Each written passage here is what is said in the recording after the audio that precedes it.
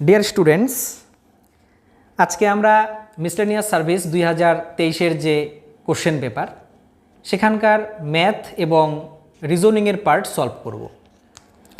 চলো, প্রথম প্রশ্ন।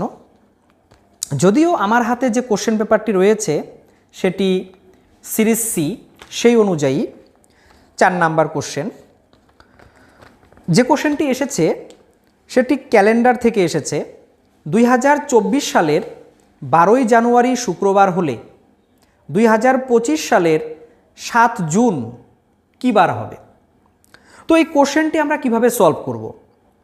আচ্ছা, 2024 সাল, তো 2024 সালটা লিপ ইয়ার।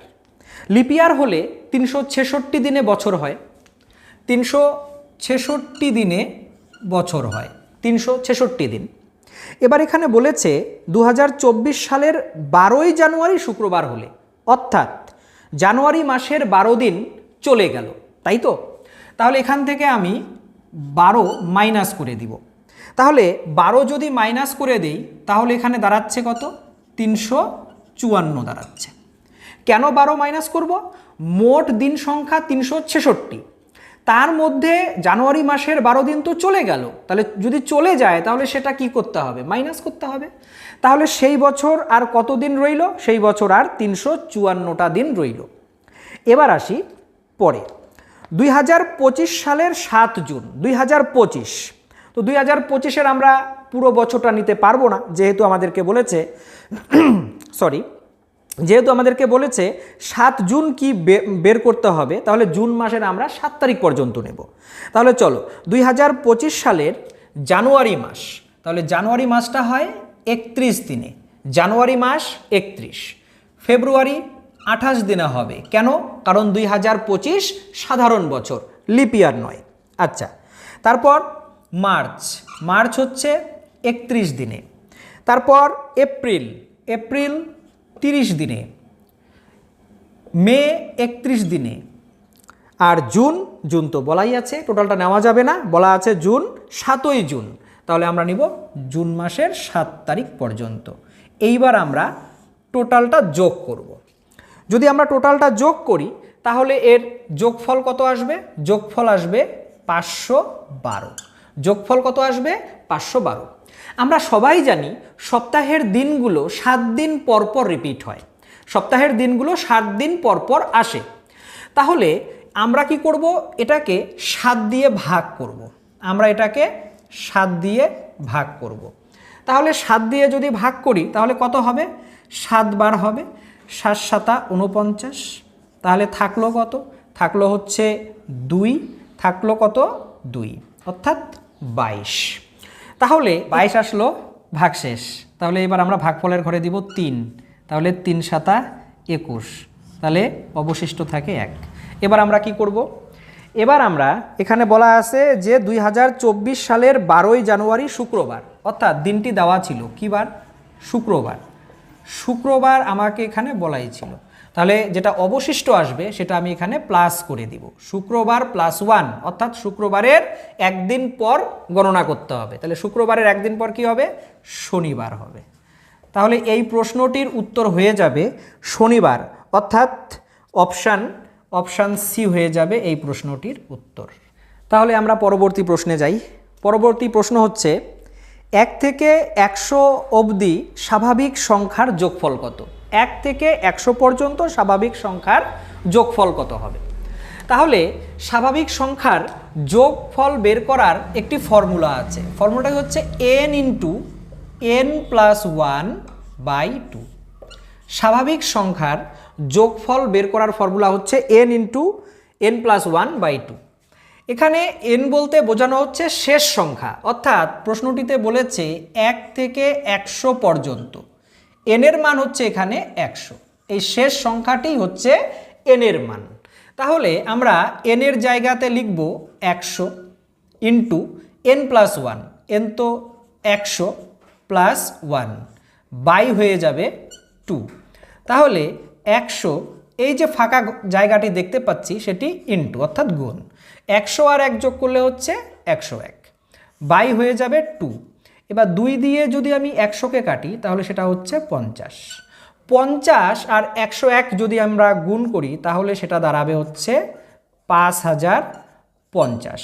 অর্থাৎ এই প্রশ্নটির উত্তর হবে অপশান বি। এই প্রশ্নটির উত্তর হবে অপশান বি। আমরা পরবর্তী প্রশ্নে যাব। 12টি কমলা লেবুকে 5টি ঝুড়িতে ভাগ করা হলে 4টে অপশান আছে। 2টি ঝুড়িতে 3টি করে এবং 3টি ঝুড়িতে 2টি করে কমলা লেবু থাকবে। বি নাম্বার অপশান 3টি ঝুড়িতে 2টি করে, 2টি ঝুড়িতে 1টি করে এবং 1টি ঝুড়িতে 4টি করে কমলা লেবু থাকবে। অপশান সি 4টি ঝুড়িতে 2টি করে এবং 1টি ঝুড়িতে 4টি লেবু থাকবে। আর ডি নাম্বার অপশান উপরের কোনোটিই নয়। এই পুরো প্রশ্নটি অপশানের উপর নির্ভরশীল। আচ্ছা, আমরা দেখে নেই অপশান। আমরা যদি এ অপশান দেখি, এ অপশানে বলেছে ঝুড়ি হচ্ছে 2টি ঝুড়ি, 2টি ঝুড়িতে 3টি করে থাকবে। তাহলে 2টি ঝুড়ি 3টি করে যদি থাকে তাহলে 3 দুগুণে 6টি কমলা লেবু থাকবে। এবং 3টি ঝুড়িতে যদি 2টি করে কমলা লেবু থাকে তাহলে 3 দুগুণে 6টি কমলা লেবু থাকবে। অর্থাৎ মোট কমলা লেবু হয়ে গেল 12টি এবং মোট ঝুড়ির সংখ্যাও হয়ে গেল 5টি। তাহলে সেই দিক থেকে আমরা অপশান এ এখান থেকে বেছে নিতে পারি। আরেকটি অপশান সি 4টি ঝুড়িতে 2টি করে, 4টি ঝুড়িতে 2টি করে। তাহলে 4টি ঝুড়িতে যদি 2টি করে থাকে তাহলে 4 দুগুণে হয়ে গেল টোটাল 8টি কমলা লেবু এবং একটি ঝুড়িতে 4টি লেবু। তাহলে একটি ঝুড়িতে যদি 4টি করে থাকে তাহলে 4 একে 4 অর্থাৎ 4টি কমলা লেবু। তাহলে মোট হয়ে গেল 8 আর 4 12টি কমলা লেবু এবং ঝুড়ি হয়ে গেল 5টি। তাহলে সেই দিক থেকে আমরা বলতে পারি এই প্রশ্নটির উত্তর 2 দিক থেকে হতে পারে। অপশান এও হতে পারে, অপশান সিও হতে পারে। এবার সেটি উত্তর কি নেবে সেটা সম্পূর্ণভাবে পিএসসির উপরে নির্ভরশীল। পরবর্তী প্রশ্নতে যাই। আচ্ছা, এই প্রশ্নটি এসেছে ক্লক টপিক থেকে, ক্লক রিজনিংয়ের ক্লক। ঘড়িতে সকাল 9টা 15 বাজার সময় ঘন্টা ও মিনিটের কাঁটা কত ডিগ্রি কোণ তৈরি করবে? অর্থাৎ কোণ বের করার একটি প্রশ্ন, কোণ। তাহলে আমরা সবাই জানি কোণ বের করার ফর্মুলা হচ্ছে 30h minus 11/2m, 30h minus 11/2m। আচ্ছা, তাহলে এখানে মানগুলো বসাই। কি বলেছে? 9টা 15, 9:15। তার মানে এখানে 9 হচ্ছে ঘন্টা আর 15 হচ্ছে মিনিট। 9 ঘন্টা আর 15 হচ্ছে মিনিট। তাহলে যেমন এখানে এইচ হচ্ছে আওয়ার অর্থাৎ ঘন্টা, এম হচ্ছে মিনিট। তাহলে আমরা কি করব? 30 থাকবে। এইচের যে মান অর্থাৎ ঘন্টা 9 সেটা এখানে গুণ চিহ্ন দিয়ে বসিয়ে দেব। মাইনাস 11/2 আবার গুণ চিহ্ন দিয়ে আমরা এম এর মান অর্থাৎ 15 বসিয়ে দেব। তাহলে এবার গুণ করি। তাহলে 30 আর 9 গুণ করলে 3 নং হচ্ছে 27, 270 মাইনাস 11 আর 15 যদি আমরা গুণ করি তাহলে সেই গুণফল হচ্ছে 165 আর নিচে হচ্ছে 2। তাহলে এখানে যদি আমরা 270 বিয়োগ 165কে যদি 2 দিয়ে ভাগ করে দেই, 165কে যদি 2 দিয়ে ভাগ করে দেই তাহলে সেটা হচ্ছে কত? 8 দুগুণে 16, 2 দুগুণ 4 থাকে 1.5 অর্থাৎ 82.5। তাহলে এবার কি করব? 270 থেকে 82.5 আমরা বিয়োগ করে দিব। 270 থেকে বিয়োগ করতে হবে কত? 82.5। তাহলে বিয়োগ করলে কত হবে?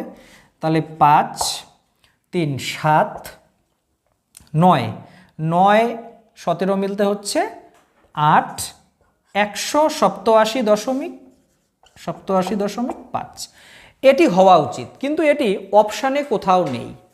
আচ্ছা, তো কোণ, এই কোণ দুরকম হতে পারে।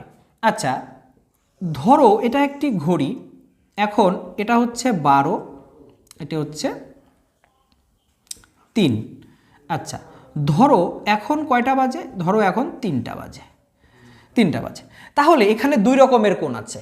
একটি হচ্ছে এই যে একটি ছোট কোণ, আরেকটি হচ্ছে উল্টো পাশে বৃহত্তর কোণ। দুটো কোণ হয়, ঘড়িতে একসঙ্গে দুটো কোণ উৎপন্ন হয়, একটি ছোট আর একটি হচ্ছে বড়, একটি ছোট একটি বড়। তাহলে এই ফর্মুলা দিয়ে একটি কোণ আসলো, তাহলে আরেকটি কোণ কোথায় পাবো? একটি ঘড়ি মানে কি? একটি ঘড়ি মানে একটি বৃত্ত। একটি বৃত্তের মান কত হয়? একটি বৃত্তের মান হয় 360 ডিগ্রি। সেখান থেকে আমরা মাইনাস করে দিব, কত এলো? 187.5 ডিগ্রি মাইনাস করে দিব। আচ্ছা, 360 থেকে যদি আমরা 187.5 মাইনাস করে দেই তাহলে কত আসবে?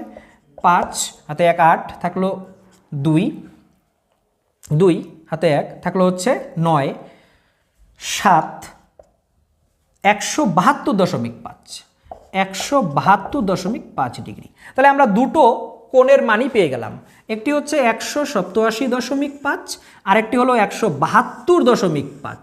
কিন্তু এখানে ভাবার বিষয় হলো এখানে অপশানে কোথাও একটিও দেওয়া নেই, 187ও নেই, 172ও নেই। তাহলে আমরা এখান থেকে কি নিব? তাহলে এখান থেকে আমরা নিয়ারেস্ট অ্যান্সারটাকে নিয়ে নিব, নিয়ারেস্ট। তাহলে নিয়ারেস্ট যদি হয় 172-এর নিয়ারেস্ট বা আশেপাশে কে আছে? 100 অনেক দূরে, 115 অনেক দূরে, 360 অনেক দূরে, 180 মোটামুটি দূরে। তাহলে আমরা এটা নেব না। কাছাকাছি কে আছে? কাছাকাছি আছে 187। তাহলে 187 হচ্ছে আমাদের অ্যান্সার। তাহলে এখানে তো নেই, তাহলে সেই দিক থেকে আমরা 180কে এখানে অ্যান্সার হিসেবে নিয়ে নিব। এবার দেখা যাক পিএসসি কি অ্যান্সার কি প্রোভাইড করে আমাদের। চলে যাই পরবর্তী প্রশ্নে। পরবর্তী প্রশ্ন পুরোপুরি কনসেপ্টের উপর। কনসেপ্ট ক্লিয়ার না থাকলে এই প্রশ্নের উত্তর করা একটু কঠিন হয়ে দাঁড়াবে। প্রশ্নটা হচ্ছে মূলদ সংখ্যার মান। এ নাম্বার অপশান আবৃত দশমিকে প্রকাশযোগ্য, বি নাম্বার আবৃত দশমিকে প্রকাশযোগ্য নয়, সি নাম্বার সর্বদা আবৃত দশমিকে প্রকাশযোগ্য, উপরের কোনোটিই নয়। তো এই প্রশ্নটির উত্তর হয়ে যাবে আবৃত দশমিকে প্রকাশযোগ্য। আচ্ছা, এখানে একটি প্রশ্ন, মূলদ সংখ্যা বলতে আমরা কি বুঝি? মূলদ সংখ্যা বলতে আমরা বুঝি যে সমস্ত সংখ্যাকে আমরা p/q আকারে প্রকাশ করতে পারবো এবং যেখানে q এর মান কখনো 0 হবে না, কখনো 0 হবে না। যেমন ধরে নাও 3, 3-এর নিচে আমরা 1 ধরতেই পারি, তাহলে 3কে আমরা একটি মূলদ সংখ্যা বলবো। এখানে p এর মান হচ্ছে 3 আর q এর মান হচ্ছে 1। আমাকে বলেছে যে q এর মান 0 হওয়া চলবে না, তাহলে 0 তো হয়নি, এখানে 1 হয়েছে, তাহলে 3 একটি কি সংখ্যা? মূলদ সংখ্যা। তার মানে আমরা বুঝতে পারলাম মূলদ সংখ্যা বলতে একদম সহজ ভাষায় যেখানে একটি লব থাকবে এবং একটি হর থাকবে। তাহলে সেই দিক থেকে যদি আমরা বিবেচনা করি তাহলে 1/3 এই যে ভগ্নাংশটি, এটি কিন্তু একটি মূলদ সংখ্যার মধ্যেই পড়বে। তাহলে আমরা যদি 3 দিয়ে 1কে যদি ভাগ করি তাহলে ভাগ তো যাচ্ছে না, তাহলে দশমিক দিয়ে আমরা একটি শূন্য নিব, তাহলে ফলের ঘরে 3 দিব, 9 হচ্ছে, থাকে 1, দশমিক দেওয়া আছে 0, আবার 3, আবার 9, আবার 1। তার মানে কি এরকম চলতেই থাকবে, অসীম চলতেই থাকবে। আচ্ছা, তাহলে আবৃত দশমিকে প্রকাশ করা যাচ্ছে কি না? যাচ্ছে তো, 3 বারবার আসছে তো, যেহেতু 3 বারবার আসছে তাহলে আমি 3-এর মাথায় আবৃত দশমিক দিতে পারবো। যে সংখ্যাটি রিপিট করবে তার মাথাতে আবৃত দশমিক হবে। এখানে 3 বারবার আসছে তাই 3-এর মাথায় আমি আবৃত দশমিক দিয়ে দেব। তাহলে অপশান এ এখানে সঠিক উত্তর। আমরা একটু বাকি বিষয়গুলো বুঝে নিব। বলেছে আবৃত দশমিকে প্রকাশযোগ্য নয়, না প্রকাশযোগ্য, এই তো আমরা দেখতে পেলাম প্রকাশযোগ্য। এবার বলেছে সর্বদা আবৃত দশমিকে প্রকাশযোগ্য না, সর্বদা আবৃত দশমিকে প্রকাশযোগ্য না। যেমন আমরা ধরে নেই 4/5, তাহলে 4/5-এর ক্ষেত্রে কি দাঁড়াবে? 4/5-এর ক্ষেত্রে কি দাঁড়াবে? 5 দিয়ে 4কে ভাগ যাচ্ছে না, দশমিক দিয়ে একটা শূন্য নেব, 8, 5 8 40। তাহলে এখানে তো আমার আবৃত দশমির কোনো প্রয়োজন পড়লো না, এখানে তো ভাগটা মিলে গেল, 0.8 আসলো উত্তর। তাহলে সেই দিক থেকে অপশান বি, সি এবং ডি কোনোটি হচ্ছে না, উত্তর হবে অপশান এ, আবৃত দশমিকে প্রকাশযোগ্য, আবৃত দশমিকে প্রকাশযোগ্য। আচ্ছা, পরবর্তী প্রশ্নে যাই। পরবর্তী প্রশ্নটি অ্যাকচুয়ালি নাম্বার সিরিজ থেকে রিজনিংয়ের একটি কোশ্চেনটি আমি অলরেডি বোর্ডে লিখেছি। আচ্ছা, এখানে দেখতে পাচ্ছি 5 7 8, তারপর একটি সেমিকোলন রয়েছে। তারপর 6, 8, 12 সেমিকোলন রয়েছে, তারপর 7, 9 কোশ্চেন মার্ক। আচ্ছা, এই প্রশ্নটিকে আমার একান্তই মতামত, এখানে সব আলাদা আলাদা সিরিজ, তাহলে এখানে অ্যান্সারটা কি হওয়া উচিত? আচ্ছা দেখে নিই, এখানে 5 আর 7 আমি গুণ করে দেব, 5 7 হচ্ছে 35, 5 আর 7 গুণ করে দেব, 5 7 35। আচ্ছা, এই 35-এ দুটো ডিজিট 3 আর 5, তাহলে 3 আর 5 যদি আমি যোগ করে দেই তাহলে সেটা হয়ে যাবে 8, যেটা এখানে 3 নাম্বার ডিজিট। আচ্ছা, একই রকমভাবে পরেরটা 6 আর 7 গুণ করে দেব, 6 8 48, 6 8 48। এবার 4 আর 8 যদি আমি যোগ করে দেই তাহলে সেটা 12 হচ্ছে। এবার পরবর্তী 7 আর 9, তাহলে 7 আর 9 যদি গুণ করে দেই 7 9 63, তাহলে 7 9 63, তাহলে 6 আর 3 যদি যোগ করে দেই তাহলে পরবর্তী এখানে কোশ্চেন মার্কে যে ডিজিটটি আসবে বা যে সংখ্যাটি আসবে সেটি হয়ে যাবে 9। তাহলে সেই অনুযায়ী উত্তর হওয়া উচিত ডি, উত্তর হওয়া উচিত ডি। আমরা এটিকে এভাবেও করতে পারবো, এবার কতটা গ্রহণযোগ্য সেটা পিএসসির উপর নির্ভরশীল। আচ্ছা, 5-এর সাথে আমরা 6-এর রিলেশান করব, 6-এর সাথে আমরা 7-এর রিলেশান করব। তাহলে 5-এর সাথে যদি 6-এর রিলেশান করি তাহলে 5-এর থেকে 6 অর্থাৎ 1 প্লাস হলো, 6-এর থেকে 7 1 প্লাস হলো। আচ্ছা, এইবার 7-এর সাথে আমরা যদি 8কে নিই এবং 8-এর সাথে যদি আমরা 9কে নিই, তাহলে 7-এর সাথে যদি আমরা 8কে নিই তাহলে প্লাস 1 হলো, 8-এর সাথে যদি আমরা 9কে নিই প্লাস 1 হলো। আচ্ছা, একই রকমভাবে আমরা যদি 8-এর থেকে 12তে যাই তাহলে বাড়লো কত, প্লাস হলো কত 4, তাহলে এখানে যদি 4 বাড়ে তাহলে 12 থেকে কত বাড়বে, 4 বাড়বে। তাহলে 12-র পরে যদি আমরা 4 এখানে বৃদ্ধি করি তাহলে এখানে সংখ্যাটি আসা উচিত 16।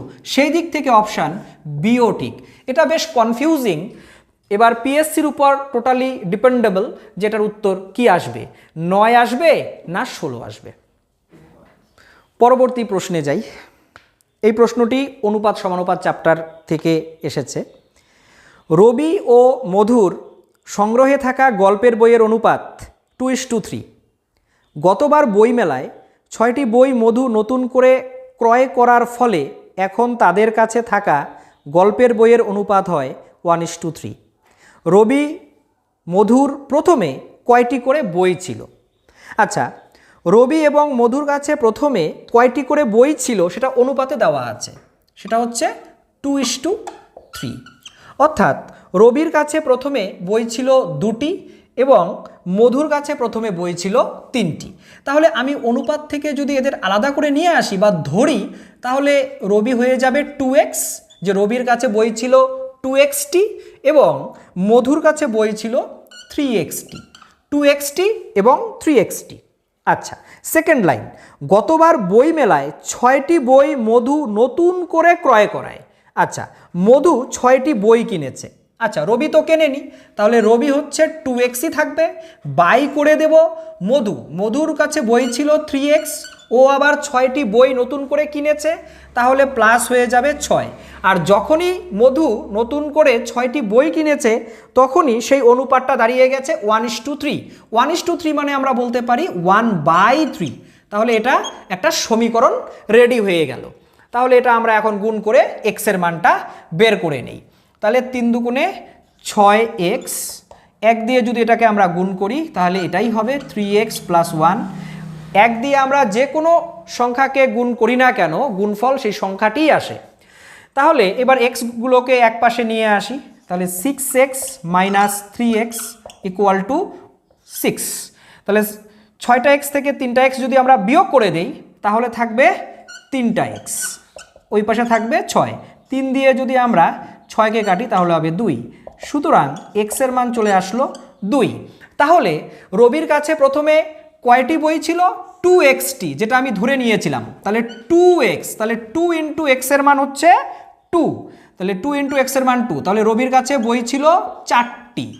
এবং মধু হচ্ছে কয়টি ছিল? 3x, তাহলে 3 × এক্সের মান হচ্ছে 2, তাহলে 3 দুগুণে 6টি।